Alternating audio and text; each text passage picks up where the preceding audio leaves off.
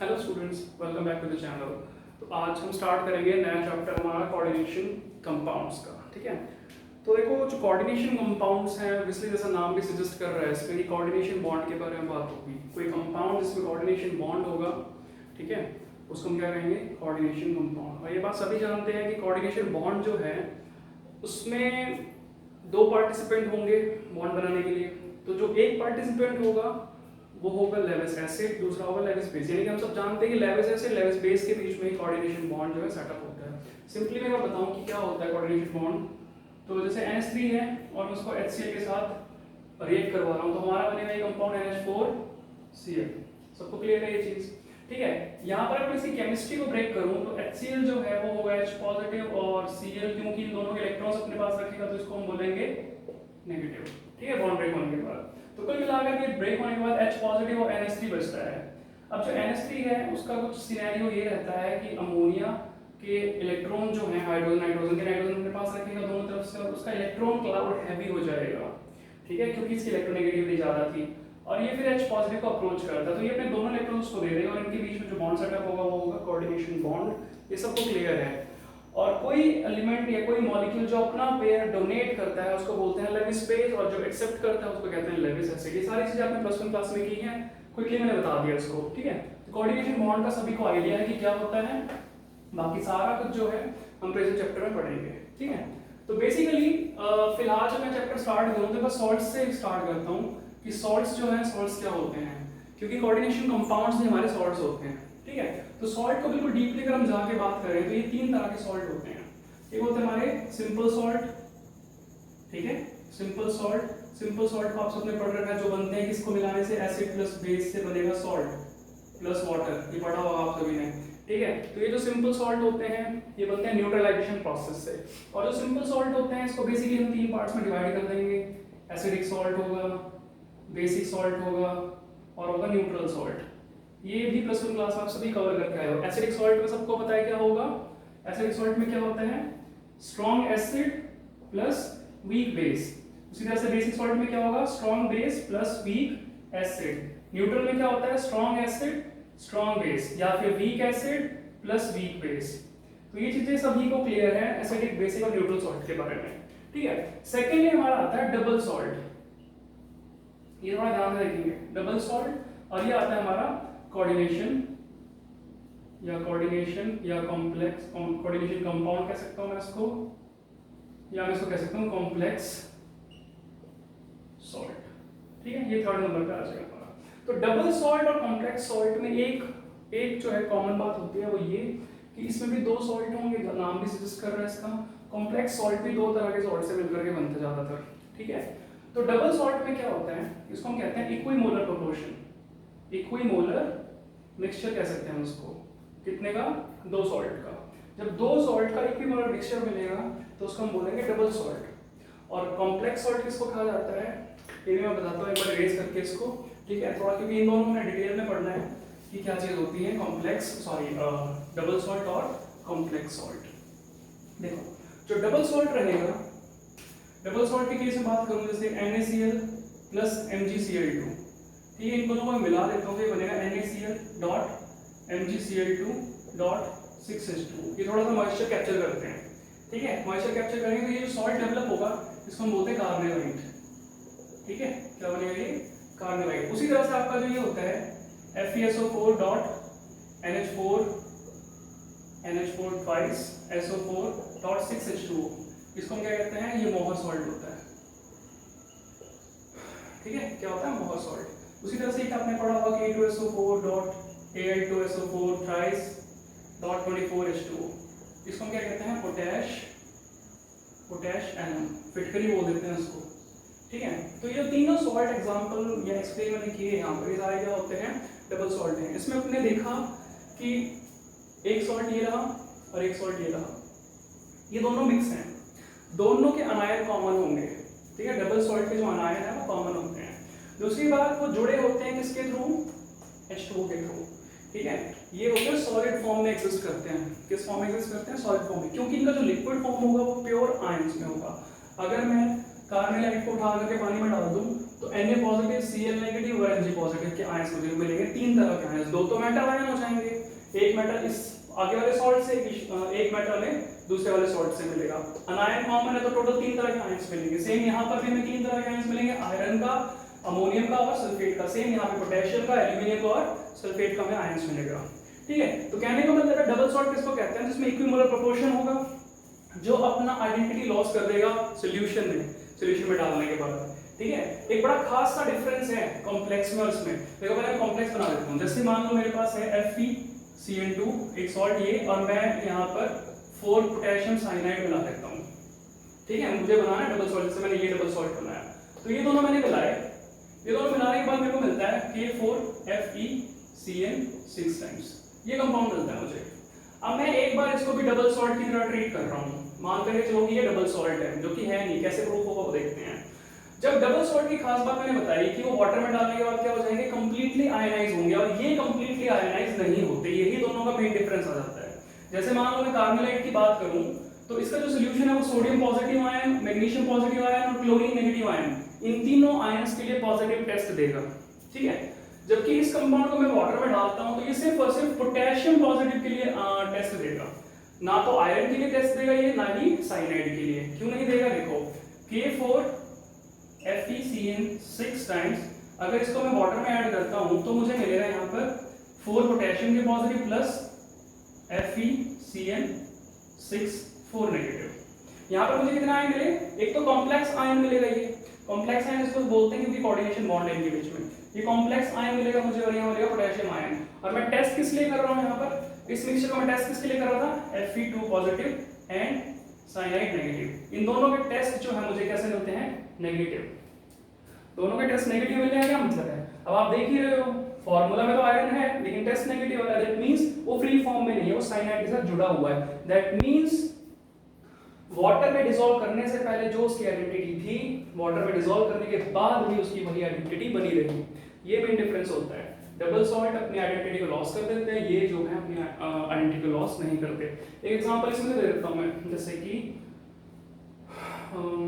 इसका एग्जांपल देता हूं मैं, K2SO4.Al2SO4 thrice dot 24H2O। ठीक है, इसका एग्जांपल दे रहा हूं मैं यहाँ पे।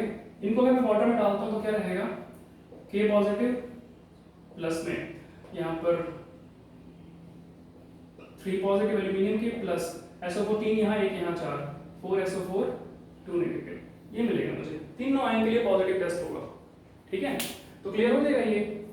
तो ये रहेगा मेनली डबल सॉल्ट और आपका कॉम्प्लेक्स सॉल्ट के बीच में डिफरेंस। ठीक है, आगे कवर करते हैं। कोऑर्डिनेशन कंपाउंड्स जो हैं डिफाइन मैंने कर दिया, वो कंपाउंड्स होंगे जिनके लिए बेसिकली क्या होता है, आपको कोऑर्डिनेशन बॉन्ड मिलेगा। ठीक है, कोऑर्डिनेशन बॉन्ड मिलेगा, और कोऑर्डिनेशन बॉन्ड क्या होता है वो बता चुका हूं मैं। ठीक है, बेसिकली कोऑर्डिनेशन बॉन्ड होता क्या है वो तो आप सीख ही लोगे। ठीक है, दूसरी बात कोऑर्डिनेशन बॉन्ड बनता कैसे है, क्या प्रॉपर्टीज होती हैं, ठीक है, फर्स्ट टाइम कैसे डिस्कवर हुआ था, वो सारी बातें हमने नेक्स्ट वीडियोस में करनी है अपने। फिलहाल जो है आज के लिए हम समझेंगे कोऑर्डिनेशन कंपाउंड का टर्मिनोलॉजी क्या होता है। ठीक है, टर्मिनोलॉजी पढ़ेंगे तभी उसको उसके बारे में अच्छे से हम समझ पाएंगे। तो मेनली जो है इस तरह से मैं आपको एक डमी मॉलिक्यूल बना के दिखा रहा हूँ। जैसे मान लो यहाँ पे आपके पास मिलेगा A, यहाँ मिलेगा M, यहाँ XYZ कुछ भी हो सकता है, यहाँ N टाइम्स मिलेगा, और यहाँ पे भी आपको जैसे मान लो मैं यहाँ B लिख देता हूँ। ठीक है, इस तरह से कोई डमी कंपाउंड्स मिल सकता है। ठीक है, हालांकि अगर आपको इस तरह से मिले इस टाइप से XYZ, ये भी चल जाएगा, दोनों ही डमी कंपाउंड्स हैं, कैसा भी हो सकता है। मेन बात है स्क्वायर ब्रैकेट से। स्क्वायर ब्रैकेट अगर कहीं मिल जाता है दैट मींस कि वो कोऑर्डिनेशन कंपाउंड है, और पूरे चांस है इस मेटल M की जगह यहाँ पर आपको ट्रांजिशन एलिमेंट मिलेगा। ठीक है, फिलहाल ये इतना समझ में आ रहा है। ठीक है, देखो अब कैसे होगा। इस A को हम बोलते हैं काउंटर आयन।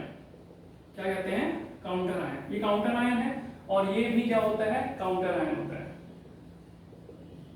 ठीक है, ये भी क्या होता है, काउंटर आयन होता है। और जो स्क्वायर ब्रैकेट होता है उसको हम कहते हैं कोऑर्डिनेशन एंटिटी। ठीक है, कोऑर्डिनेशन एंटिटी या पॉलीहेड्रॉन भी बोल देते हैं, पॉलीहेड्रॉन भी बोल देते हैं इसको।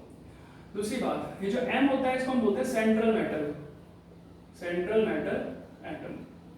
ठीक है, XYZ को हम बोला करते हैं लिगेंड्स। क्या बोलते हैं इसको, लिगेंड्स कहते हैं। और जो ये n नंबर होता है इसको हम कहते हैं coordination number. Coordination number same to same, यहाँ पर मेटल, ये कौन सा मेटल, सेंट्रल मेटल, और XYZ को हम कहेंगे लिगेंड्स, ठीक है, और n का मतलब होगा कोऑर्डिनेशन नंबर, और ये स्क्वायर ब्रैकेट वही है जो यहाँ लिखे हुए हैं, ठीक है, सारी चीज वही है, मतलब कि यहाँ पर A और B है, यहाँ पर A और B नहीं लिखा हुआ है। ऐसा किस केस में होता है, कई बार हम देखेंगे कि इस एंटिटी पे यहाँ पर पर्टिकुलरली कोई चार्ज लिखा मिलेगा पॉजिटिव नेगेटिव में। सपोज अगर यहाँ पॉजिटिव चार्ज है तो उसको बैलेंस करने के लिए नेगेटिव बैक साइड में लगेगा, और अगर यहाँ नेगेटिव चार्ज है तो उसको बैलेंस करने के लिए यहाँ पर एक पॉजिटिव आयन होगा, इसीलिए इसको काउंटर आयन कहते हैं। काउंटर आयन का मतलब जो भी इस कोऑर्डिनेशन एंटिटी पे चार्ज है उसको काउंटर बैलेंस करने के लिए हम यहाँ पर एक आयन रखते हैं या एक आयन होता है, ठीक है।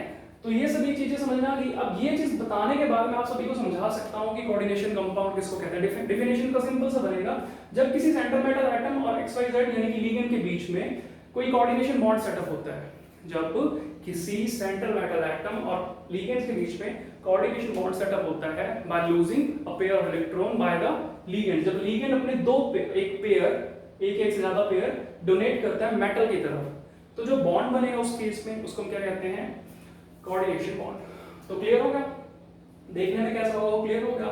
और जहां पर हर एक चीज को मैंने यहाँ पे स्पेसिफाई कर दिया है कि किसको क्या कहते हैं। नाउ अब जो है मैं वन बाय वन सभी टर्मिनोलॉजी को एक्सप्लेन करूंगा, तो नोट कर लोगे साथ के साथ उसको, ठीक है, बहुत काम आने वाला है ये, ठीक है। जो हमारा नेक्स्ट चैप्टर यानी कि जो हमारा चैप्टर अभी आगे चलने वाला है वो इनके बेसिस पे काफी काम आने वाला है हमारे को, ठीक है। तो वन बाय वन सभी के बारे में देखते हैं। देखो जो सेंट्रल एटम है, सेंट्रल एटम है या सेंट्रल मेटल एटम है, उसको हम क्या डिफाइन करेंगे, डिफाइन तो क्या ही करना है, सेंट्रल मेटल एटम होगा, ठीक है। सेंटर में आपको दिख ही जाएगा, इसकी खूबियां बता देता हूं मैं, इसकी प्रॉपर्टी बता देता हूं। ये ट्रांजिशन एलिमेंट होगा, क्या होगा, ये ट्रांजिशन एलिमेंट होगा, पूरे चांस है कि वो ट्रांजिशन एलिमेंट हो, ठीक है। सेकेंडली वो एक लेविस एसिड की तरह काम करता है, क्या काम करता है, वो लेविस एसिड की तरह काम करता है, क्योंकि उसका जो काम है वो है सामने वाले लिगेंड से पेयर को एक्सेप्ट करना, और जो एक्सेप्टर होते हैं उसको लेविस एसिड कहते हैं। क्लियर है ये चीज, ठीक है। तो ये दो बातें ध्यान रखे चलोगे, क्लियर है ये, ओके। नोट इसमें क्या रखना है हमने, in coordination compounds sometimes more than one central atom can be there, कई बार क्या हो सकता है वहां पे एक से ज्यादा सेंट्रल एटम भी देखने को मिल सकता है, ठीक है। तो ये कवर हो जाएगा क्या होते हैं ये, ओके। आगे देखो लिगेंड्स के बारे में यहाँ पे देखता हूँ मैं। लिगेंड्स जो होते हैं यहीं से नोट करके चलेंगे, ये ट्रांजिशन एलिमेंट है, इसमें ऐसा कुछ नहीं होता है ट्रांजिशन एलिमेंट मिलेगा, क्योंकि ट्रांजिशन एलिमेंट सिर्फ मेटल हो सकते हैं, ये कोई भी मॉलिक्यूल हो सकता है या कोई भी एटम हो सकता है, सिंपल एटम भी हो सकता है, मॉलिक्यूल भी हो सकता है। दूसरी बात, ये लेविस एसिड है तो ये लेविस बेस होंगे, क्या होंगे, लेविस बेस होंगे। थर्ड नंबर पे चार्ज की बात करें अगर, क्योंकि ये मेटल है तो पॉजिटिव चार्ज होगा इन पे, ठीक है ना, इसका थर्ड पे लिख सकता हूँ पॉजिटिव चार्ज होगा इन पे, ठीक है। या कई बार ये न्यूट्रल भी होते हैं, कुछ भी हो, चार्ज के बेस पे जो ये है इनको मैं दो पार्ट में डिवाइड करूंगा, नेगेटिव और न्यूट्रल। ये नेगेटिव भी होते हैं, न्यूट्रल भी होते हैं। डिटेल वीडियो जो है इसका नेक्स्ट बनेगा हमारा, लिगेंड्स के ऊपर डिटेल वीडियो बनेगा, वहां पूरा का पूरा एक्सप्लेन करना है इसके बारे में, ठीक है। क्योंकि ये बहुत इंपॉर्टेंट टर्म है हमारा, सेंट्रल मेटल एटम तो यहीं तक खत्म हो जाता है, ज्यादा उसका रोल होता नहीं है, लेकिन मेन जो है लिगेंड्स जो है इसके ऊपर चैप्टर चलता है हमारा, ठीक है। तो नेक्स्ट वीडियो में इसके बारे में डिस्कस करेंगे कंप्लीटली डिटेल में। तो क्लियर है सभी को ना। उसके बाद थर्ड नंबर जो आता है वो है हमारा कोऑर्डिनेशन नंबर, क्या है, कोऑर्डिनेशन नंबर। तो टोटल फर्स्ट और सेकंड यानी कि सेंट्रल मेटल एटम और लिगेंड्स, इनके बीच में जितने कोऑर्डिनेशन बॉन्ड बनेंगे उस नंबर को, जो नंबर बनेगा यानी जो कोऑर्डिनेशन बॉन्ड बनेंगे जितने भी, उस नंबर को हम क्या कहते हैं, coordination bond. Total number of bond, कौन से bond, coordination bond present between central metal atom and ligands, ठीक है। लिगेंड्स और सेंट्रल मेटल एटम के बीच में जो बॉन्ड्स बनेंगे टोटल उसको कोऑर्डिनेशन नंबर या कोऑर्डिनेशन आर्ट कह लेते हैं, ठीक है। उसके बाद जो है इसमें नोट क्या रखना है आपको, सिलेबस में जो है अपने सिलेबस में वहां दो तरह के कोऑर्डिनेशन नंबर देखने को मिलेंगे, एक होगा 4 और एक होगा 6। अगर 4 आता है तो हाइब्रिडाइजेशन मिलेगी आपको sp3 और sp3d, ठीक है। क्या क्या मिलेगी? sp3 अगर हाइब्रिडाइजेशन मिली तो वहां पर स्ट्रक्चर मिलेगा टेट्राहेड्रल, ठीक है। और sp3d मिली तो ये होगा स्क्वायर प्लेनर। ये याद रखना है, ठीक है।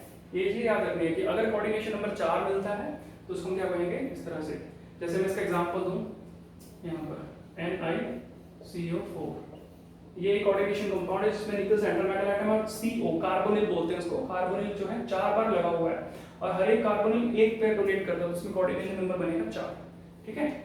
और यहाँ पर 4 देखने का क्या मतलब है कि ये जो कंपाउंड है sp3 या sp3d हो सकता है। इन दोनों में से क्या होगा वो हम पढ़ेंगे नेक्स्ट वीडियो में, सारा का सारा आज ही नहीं कवर कर सकते क्योंकि हम, ठीक है। तो क्लियर हो गया? इतना मैं आइडिया जरूर दे सकता हूँ कि आप कंपाउंड को देखते ही बता दो कि या तो sp3 है या sp3d होगा, ठीक है।